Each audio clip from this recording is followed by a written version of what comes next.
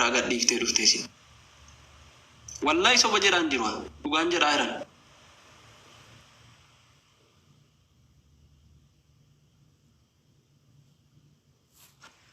wala lo sagara biraga difte isaan lamaanuu muudinatti qabatani anatti hojjetani jechuu deebisani biqiltuunis silaasa gadhiiftu dhiiftee isa gadhiifamuu hin qabne gadhiifte isiin kun immoo akka waan isa gadhiisiseetti na ilaalaa jirti jechuudha wallahi billahi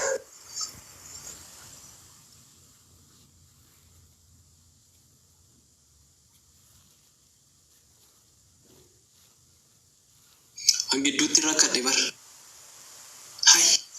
hay mi wala isaanuu bari gadhiiseera dhaqee riippoostii godhee ittiin barisiidhaan jechuun wanta ta'e wayii akka nu walitti haaru yookaan walitti dallannuudhaaf wayii waan hojjetame wayii fakkaata jechuudha walumaa gala.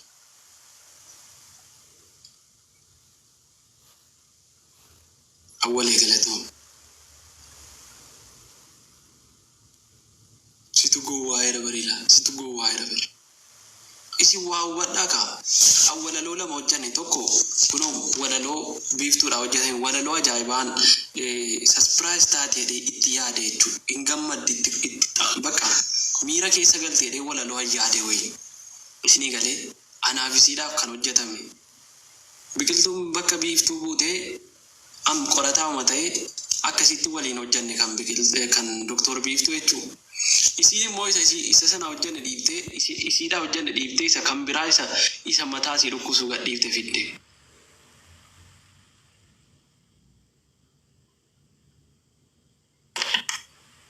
Jechuun haala kanaan hiriyaa dhabtuu jedhan akkasitti muudii namarratti qabachuun gaarii miti. Wallahi ammas biqiltuu sin jaalladha isa dhugaana jala hirta amma iyyuu sin jaalladha garuu silaa innati gochuu qabdu isa tokko ture. Silaa isa isiin gammaddu sana ta'uu qaba ture.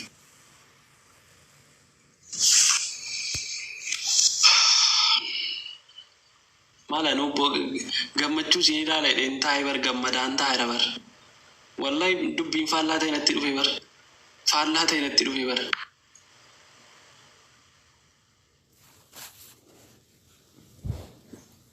Maal akkas garaa jabaachuu naa. Kan kee godhachuuf immoo utumas jaallatu.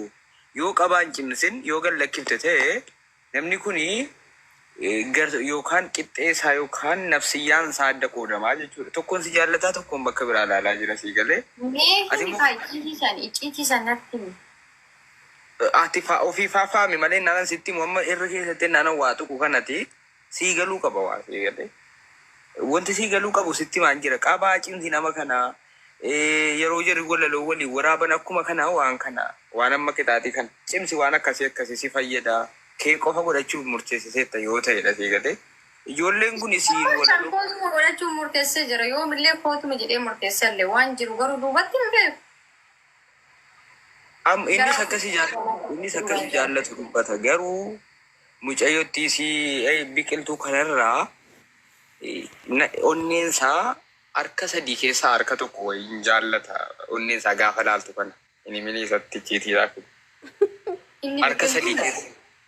harka sadii keessaa harka tokko wayii onneensaa akkasiin jedhu sana miti akkanatti mittansiin jedhe sadii keessaa tokko jechuun ammallee gadi bu'aadha ammallee sii galee inaaf hiriiruma ammallee qixxeen keenya waan ta'e simmoo harkuma sadii guutuu sadiiuma jechuun 360 guutuu akkasii jaallatu geengoo guutuu jechuudha.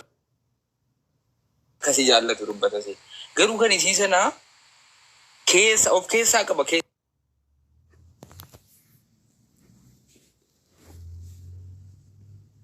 yoo danda'ame hojjenna eegale yoo danda'ame kan walaloo jaalalaa waliin hin hojjenna annuguma sitti hima waan ta'e bar aartiin kun bar namni walaloo waan akkanaa wajjin hojjeta harkee wal fuudha booda jaalala wal qabsiisaa bar nama akkanaa danuutu jira eegale. Yaa taatabii kanamii 500 galchaa waa haasa'uuf ta'u malee. Ishi. Jure taataa godha. Kanaafi namni walaloo jaalalaa gaafa walaleessaa dhaqanii tiruun bultee lafee taati waan jedhantu jira beektaa. Walaloon sun gaafa bulaa irratti jaalala jiraatti deebiti galee waa gaafa dubbisaa dhufan. Kanaaf ati wantati inni guddaan ati hojjechuu qabdu dhiibbaa uumuu akka achi keessaa walaloo jaalalaa akkuma kaleessa jette waa'ee biyyaa, waa'ee qabsoo hoo jiraate hoo qabsoo ta'e waa'ee qabsoo, waa'ee walaloo amantaa isoo gaggeessan rakkoo hin qabu, walaloo biyyaa akkasii yoo gaggeessanii rakkoo hin qabu. Kana irratti xiyyeeffannoo akka jirru godhanu dhiibbaa uumii jechuudha. Garuu mucayyoon sun immoo qoree dhoqqee keessaa itti ta'uu deemta akka nu baddeetti. Biqiltuun jechuudha. Utuun argamin nama waraanti qoree dhoqqee keessaa jechuun waan utuun argamin si miidhu jechuudha. Utuun argamin sirraa fudhachuuf deemtu tu'atti hin shakkin akkuma kana utu'atti dudubbattu isiin hojiirra jirti keessoodhaan. Waan an arge qaba kana irrattis. Hojiirra jirti waan ta'eef inni si haa jaallatu malee isiin karaa keessoon hojii cimaarra jirti. Kana ragaadhuma guutuudhaan beeka waan ta'eef. Hojii cimaa sanatti immoo buufachiisuu fi xiyyeeffannoo fi gara sanatti deebisuu qabdaan siin jedha. Kanuman siidha maqaan hunda baase yoo ni meegaa nama hiriyaa dubbata deemee hiriyaa nyaata maqaa icciitii isaa baase taati irraa waa hubatta hidhee yaada. Kanuman siidha maqaan garuu of hin gatin mucaan sun karaa keessoo nuti ati hin argin hojii guddaa hojjetaa jirti. Inni garuu si jaallata baay'ee si jaallata baay'ee akka si jaallatu irra deddeebiin natti himaa. Garuu mucayyoon karaa keessoo wanta guddaa hojjetaa jirti. Wanta guddaa sana immoo ati immoo dhaabsisuu fi xiyyeeffannoo kee sirriitti irratti qabachuu qabdan siin jedha. Kana dhugaa dubbachuu fi tokkummaa keessaa waluuyyuu hin dubbisnu. Messenjeriin darbaa dhimma walaloo kun dubbisna malee keessaa waluu akka nama waliin dubbisneetti kanatti lakkaa jarri dhokatanii ani hin beekta waan amma jalatti hin ta'e kana guutuu amanee fudhadhee jira. Ni fudhadha waan namnaan jiru yeroo baay'ee hin amanu. Lakkaa jarri waan cimaatu jira yaa dubbadhu yaa. Gorsa sirrii na dhoofsite. Kanaafan siin jedhee bar of hin gatinii of gatuun kee gaarii miti. Inni si haa jaallatu malee qabsoorra jira makaraa keessooni. Ati immoo ati irratti dubbataa jirta malee waan keessoo tarii wal quban qabanu se'uu dandeessa si galee. Kanaaf waan keessoo sanatti hin beektu qabsoonatu beeka. Nuti ilaa fakkeenyaaf tokkoffaan hiriyaa isaa caala dhiiramma kana waa namni natti naafa jedhee fakkeenyaaf utuu durbaatii illee dhossa malee dhiirri badaa amma kana utuma hiriyaa hin taane amma kana dhossu akkas jedhee hin dubbata.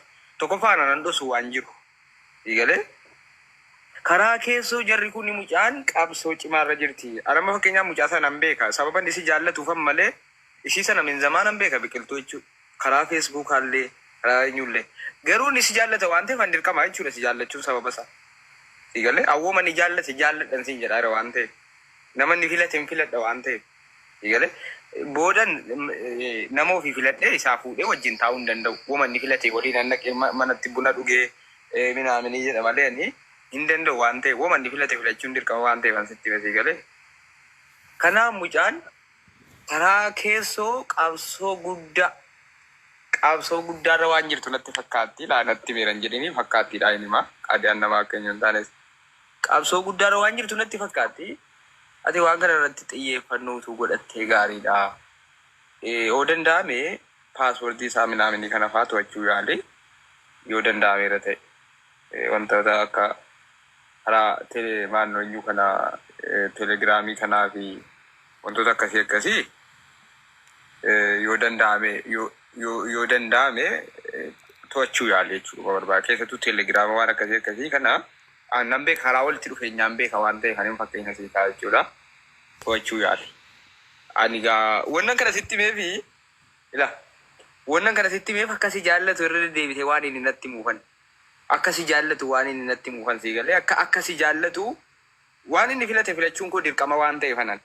Ani isa deeggara yeroo kamiyyuu isa deeggara jechuudha. Nama inni filate ani dirqaman filadha.